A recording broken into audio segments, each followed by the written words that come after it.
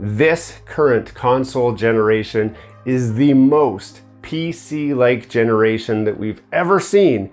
And could this decision by console makers be the death of consoles? Let's talk about it.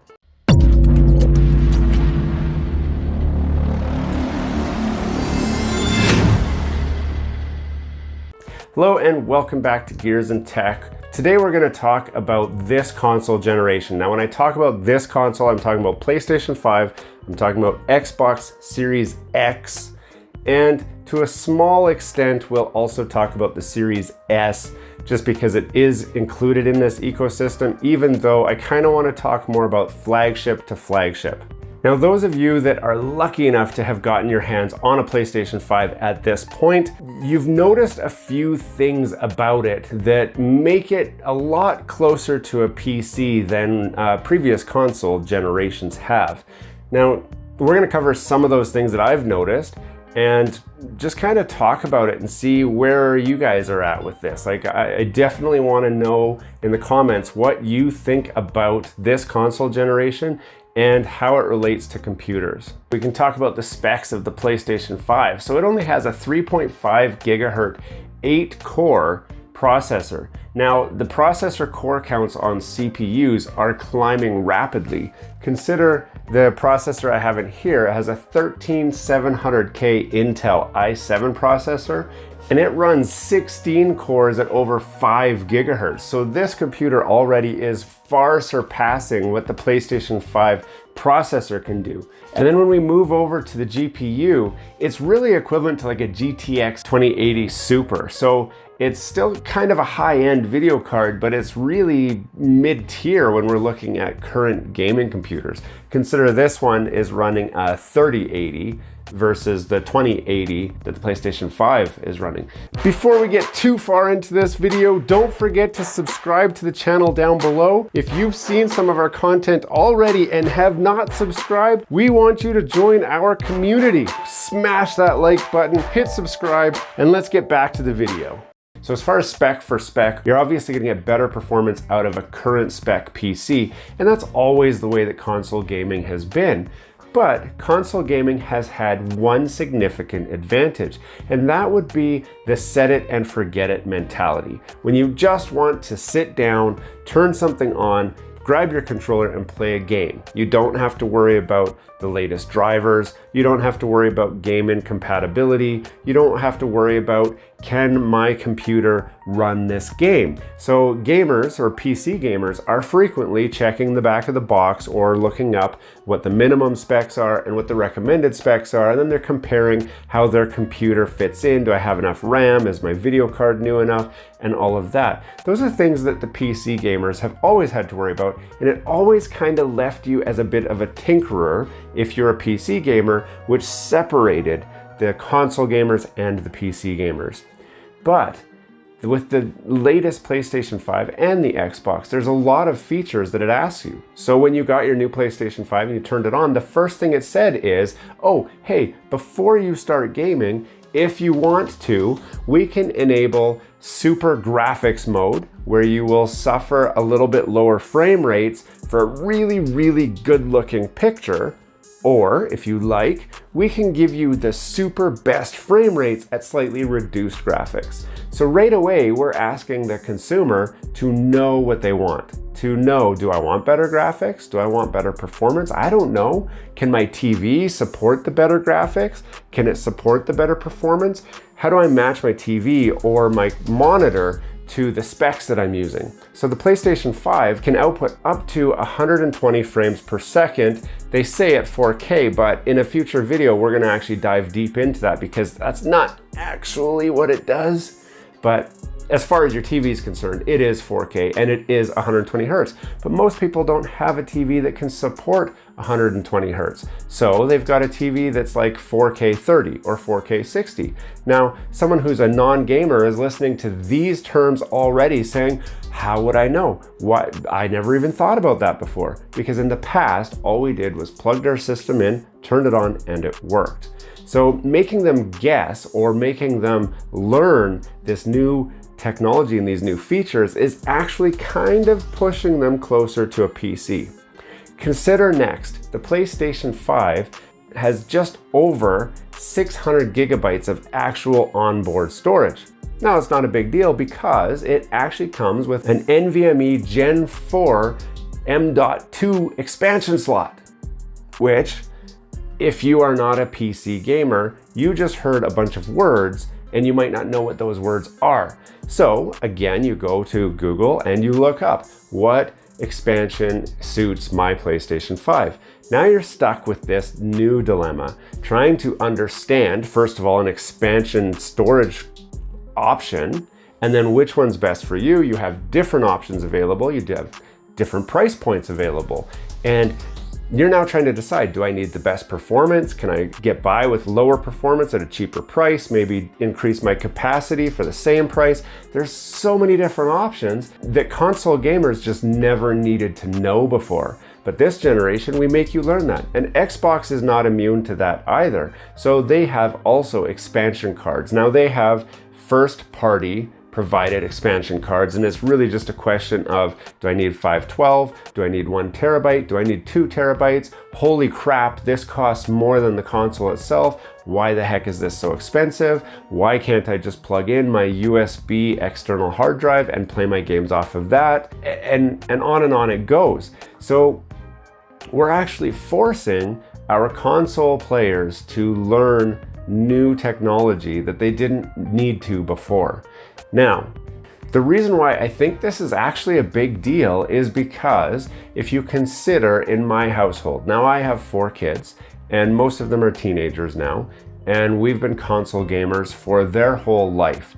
So back in the old days, they had a Wii and they just put a disc in and they played the Wii. And then we got the Wii U and they put a disc in and they played the Wii U. And then we got a PlayStation 3, or I always actually had a PlayStation 3, but they got old enough that the simple games were a little too simple for them. So then they started playing the PlayStation 3. Again, you put the game in, you play it. Then we got the PlayStation 4, same deal. You put the game in, you play it. Now, the PlayStation 4 did introduce upgradable hard drives, which nobody needed to do. You could do it if you wanted, and a lot of people have put like an SSD hard drive into their PlayStation 4 to increase their capacity. On this very channel, you've seen where we actually pulled apart a PlayStation 4 and put new thermal paste on the cooling solution so that the system would run a lot cooler. Now you're saying, aha, Anton, see, that is a very PC-like thing to do.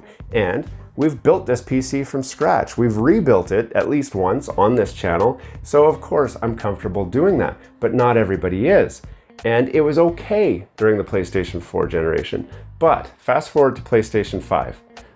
I have 4 teenagers in the house. They've all been console gamers. They have never, ever PC gamed before.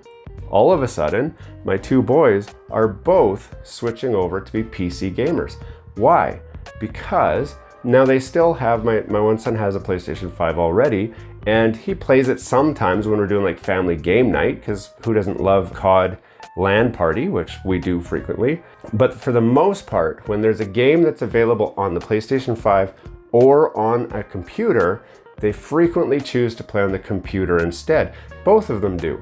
I have a computer right here that is fully capable of running the latest games at very high resolutions, and I'm seriously trying to fight that bug to just play on here, because I know that this system will actually play it better than the PlayStation 5. Add to that the fact that when you go into the games themselves, they are starting to add PC-like options. So when we look at like Call of Duty, for example, you go in, you can adjust your film grain, you can adjust your field of view. We have an option to turn up Fidelity FX CAS. Now me, as somebody who loves technology, who already is a PC owner and sort of gamer, I had to look up what the heck that even was. And in fact, when I look online, this is what it says. Fidelity FX CAS is AMD's contrast adaptive sharpening upscaling technology. It makes the game look sharper and more detailed. AMD says it helps increase visual quality by enabling sharpening with optional upscaling to restore detail lost after TAA is applied. Now again, if you were trying to set up your PlayStation 5, your console game, for the best experience, and you read that that was what Fidelity FX CAS is, you still would probably have no idea. Do I turn it up? Do I turn it down?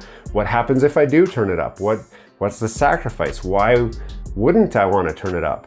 And it leaves me wondering, why did the game even ask? Like, if it's capable of running it, just turn it up and have it up, because it makes a sharper picture. So what's the downside? So we still don't fully understand. You'd have to test.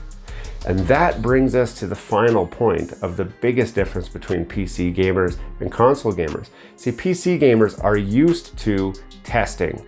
They're used to trying a new driver and then loading the game and then loading up a software that checks the performance of the game and then saying, okay, I got this many frames per second, and then try something else. And okay, now I only got this many frames per second. You're used to looking up YouTube videos, how to get the best performance with this setup on this game, and then trying those things. But console gamers have never had to do that before. They could just turn it on and play the game, knowing that the people that made the game, the software developers that made that game, already tested it for me. They already found out on a PlayStation 5, I can turn this up to this, I can put this to here, and then they lock those settings and they hide them from you, because I don't want to see that, and most console gamers don't want to see that. But we're being put in a situation where the console can do better graphics, it can do better performance, but it can't do both, and they're trying to make us decide. I love the idea of choice, I love the idea that I can decide, but at some point, the console gamers are saying, if I have to do a certain amount of tinkering anyway, then why not just get one of those and run that? And that's the biggest question that I'm gonna leave you guys with in this video is, do we really need a PlayStation 6 or an Xbox Series, I don't know what's next, a Y and a Z? I don't know, we've got an S and an X, so probably Y and Z. But do we need that? I don't know. Now, Xbox or Microsoft, I think that they're saying no, actually you don't. So with Game Pass, they're saying we'll stream the service to you, we'll upgrade, we'll run a bunch of these on a farm somewhere, and we'll just have a game farm where we just stream the games live to you, and you don't need a powerful system. They're looking at putting Game Pass on the Nintendo Switch, so you can play the latest Xbox games on a Switch, on a handheld, wherever you are, as long as you have stable enough internet. Now, Sony obviously is not thinking that that's the way it's going to go, and they have released plans for the PlayStation 6. No details yet about the specs of that system, but they very much think that you want to still buy hardware, put it in your living room, and hook it up to a TV to play your games. But the reality is, the market is shifting. More and more gamers are moving away from console to PC, and console manufacturers kind of push them there with this current generation. Tell me what you think. Do you agree? Hey, thanks for watching all the way to the end of this video. We hope you enjoy the content in this video, and we'd love to have you come back. Consider subscribing to the channel if you haven't already.